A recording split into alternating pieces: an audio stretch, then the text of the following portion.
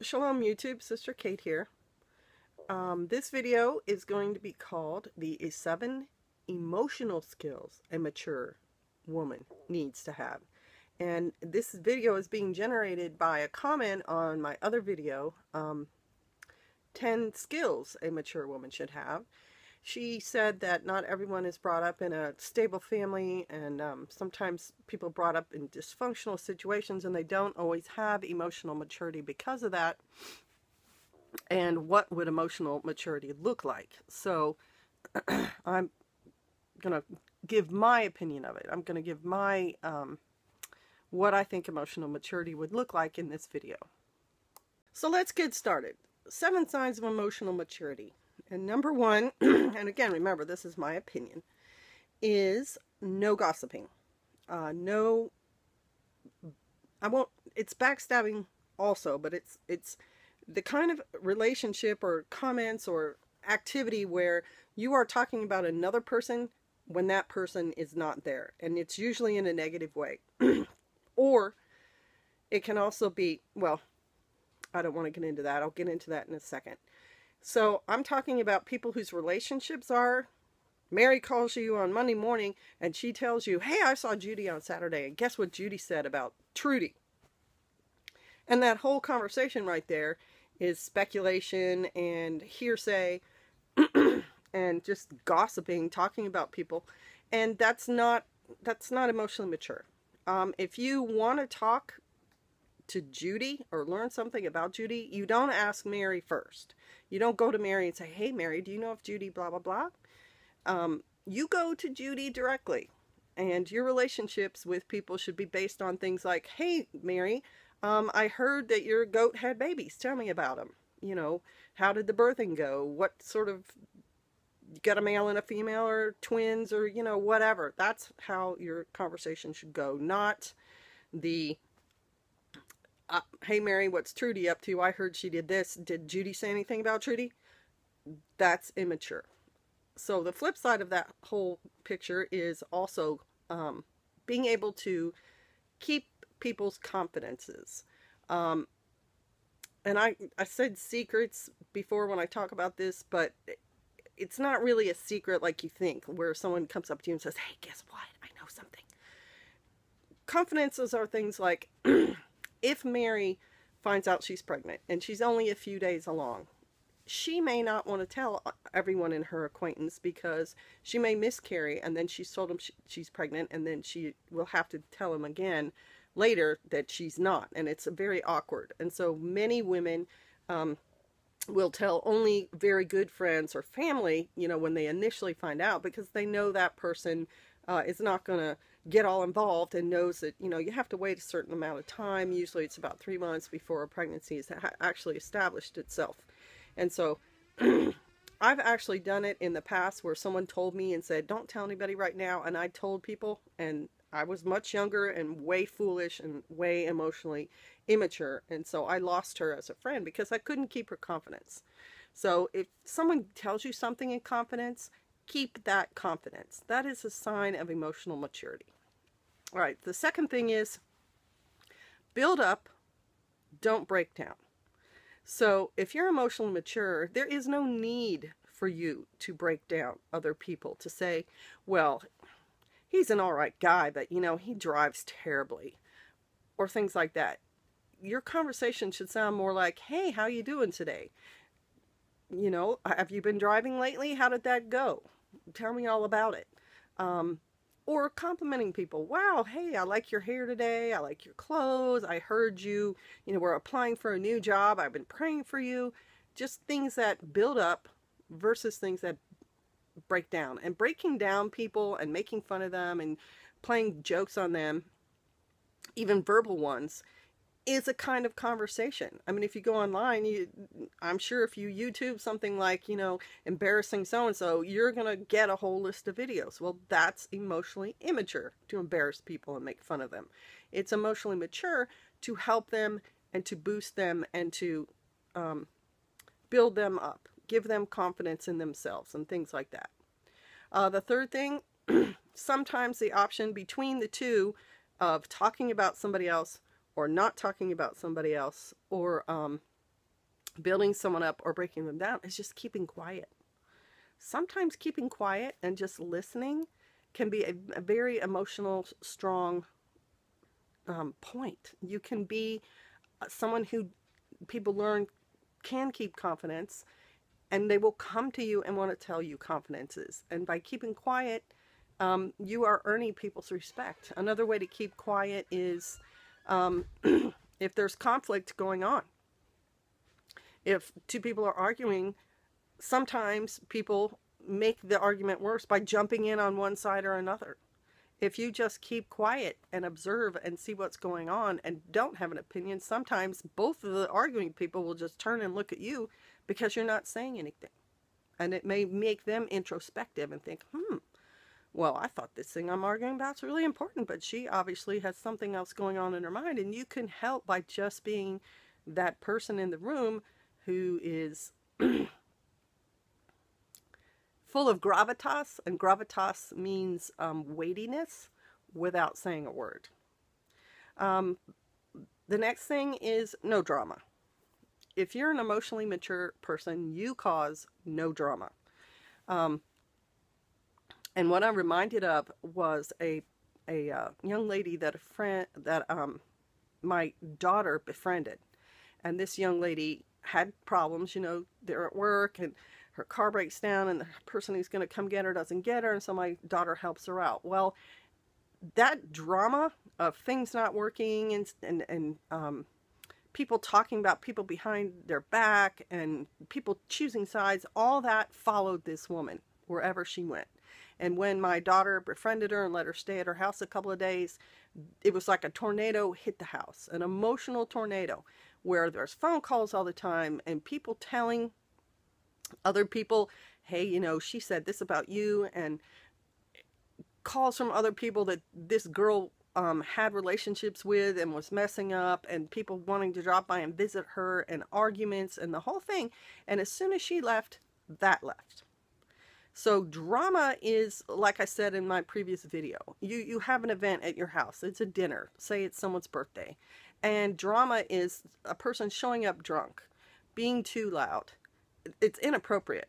I mean, for a birthday, unless this particular birthday party is, the theme of it is let's get drunk, and then that's a whole nother matter, and then you plan for that. But I'm saying, like if it's your niece's birthday and she's 7 and you're having some people over and someone else shows up and they're an adult and they're drunk and they're loud and they stumble around and they knock things over and they didn't bring a gift for the birthday person, and just inappropriate behavior, dropping things on the floor, making messes, all that is drama. It's the same thing when you're in the workplace and someone goes into the boss every time you sharpen your pencil and says, hey, Bobby there keeps sharpening his pencil every 5 minutes, and then the boss starts watching you and that other person is watching you, and then it gets around the office that you sharpen your pencil, at 10 after every hour. That creates drama, and no drama is a sign of maturity. Lots of drama is a sign of immaturity. There's no reason to do those things. It's very upsetting, especially for personality types that are introverts. They don't like that, and you causing it is making the situation worse, not better. So just no drama. The fifth goes along with that, and that's an even temper. And by even temper, I don't mean you have no emotional ups and downs. I mean your natural state is just calm.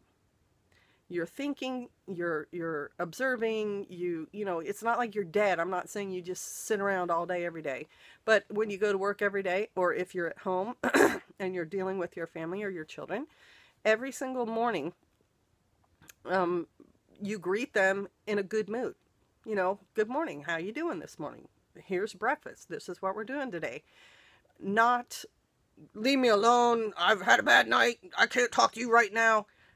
I got a hangover. Those sort of things. Same thing if you go into work. You go into work, you get your coffee, you set up your workstation, however it is, and then you begin to work. Not the stomping in, crashing things around in your little cubicle, making a big noise, huffing and puffing, and when people say, hey, how you doing this morning, Bob? You turn to them and say, I don't want to talk about it. Even temper.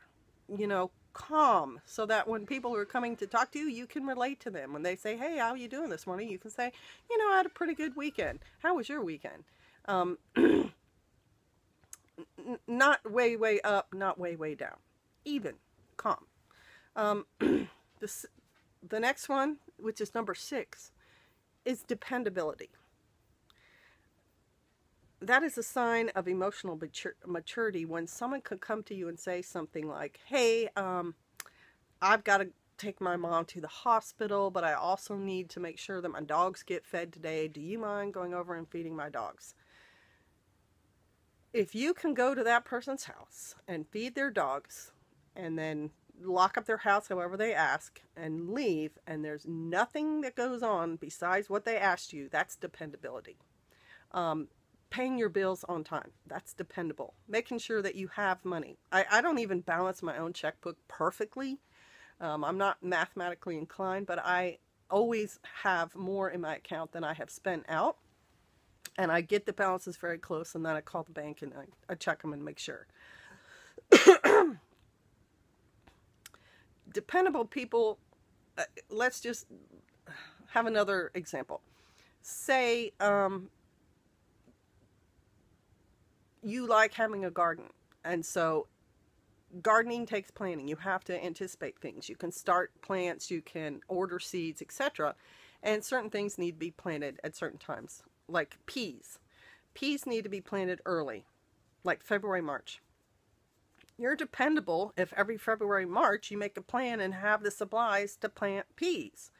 That's dependability. That is being able to carry through on your word. Now let's give the dog example. You're not dependable if you say, yes, I can take care of your dogs, and then 1, you don't show up, or 2, when you show up, you can't follow through on the task for whatever reason.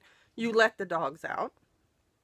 So when the person comes home, their dogs are running around the neighborhood, not where they left them, or you don't get the food to the dogs. Let's say the person asks you to feed their dogs, and then you get there and there's no dog food.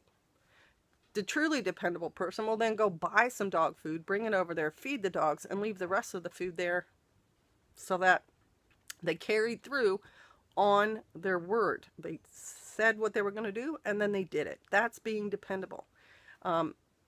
Making excuses for not doing what you said you were going to do is not the same thing as doing it.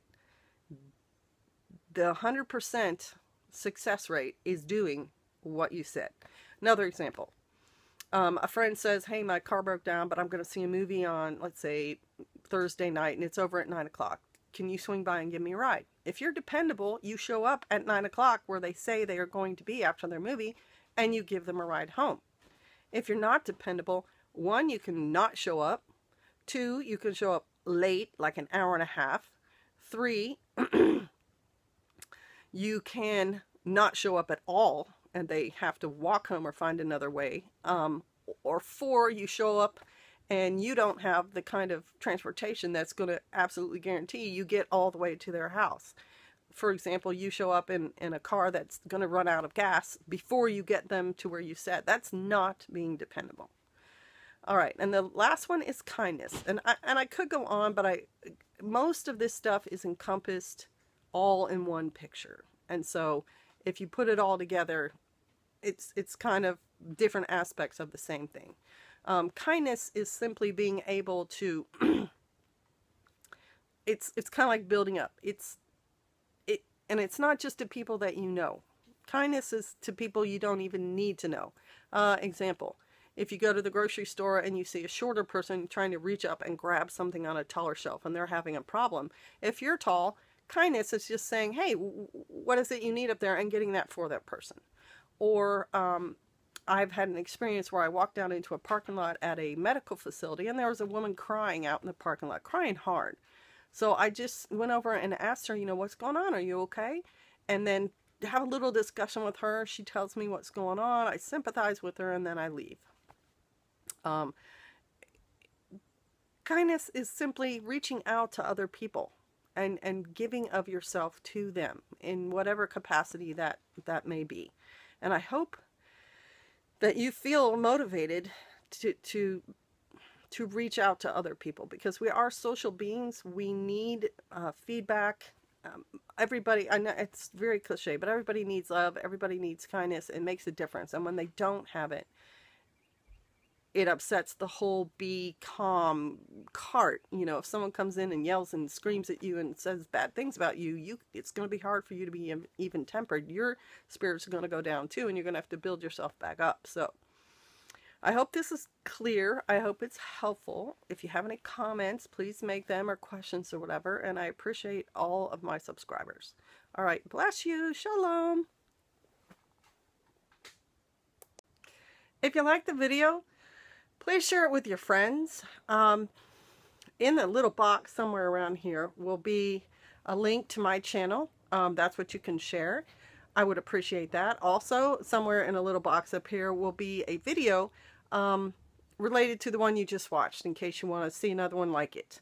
And a recommendation for another channel that I think may be useful to you if you found my video useful to you.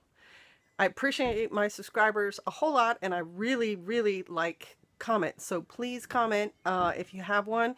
No comment is too big or small or silly. Bless you all. Shalom.